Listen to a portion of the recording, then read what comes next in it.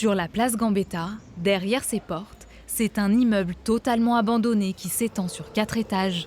Mais depuis quelques jours, les travaux ont bel et bien repris pour redonner toute sa superbe à l'ancien et emblématique Virgin Megastore. Pour l'intérieur, on conserve bien sûr cet atrium qui est un élément essentiel. Ce grand atrium sera, comme vous le voyez aujourd'hui, ouvert sur le ciel et il sera aménagé de manière à être un lieu très vivant, très captivant.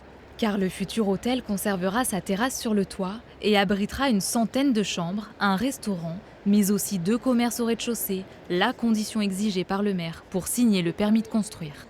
Il faut que se soient trouvées des locomotives pour animer encore davantage commercialement cette place Gambetta. Nous voyons le bout du tunnel et nous aurons une animation commerciale. 12 ans après la fermeture du Virgin, c'est la fin d'un feuilleton, tant attendu par les commerçants de la place Gambetta, impatients de voir disparaître cette verrue du centre-ville. Très bonne nouvelle.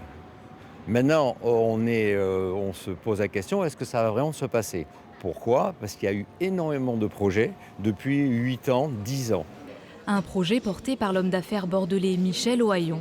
D'ici quelques semaines, les travaux de ravalement de façade et de toiture devraient commencer. On a démontré, je pense à la ville, au maire de Bordeaux, que c'est un beau projet, que la ville s'enrichira avec ça, il n'y a plus de temps à perdre. On va pas dire perdu assez, parce que je considère que chaque fois qu'on remet en question un truc, on en parle, on le compulse, c'est un enrichissement. Donc on a encore enrichi les idées, le projet, la création, et aujourd'hui ça sera un produit d'exception. Le chantier est estimé à plus de 20 millions d'euros et devrait durer près de 2 ans pour une ouverture envisagée fin 2026.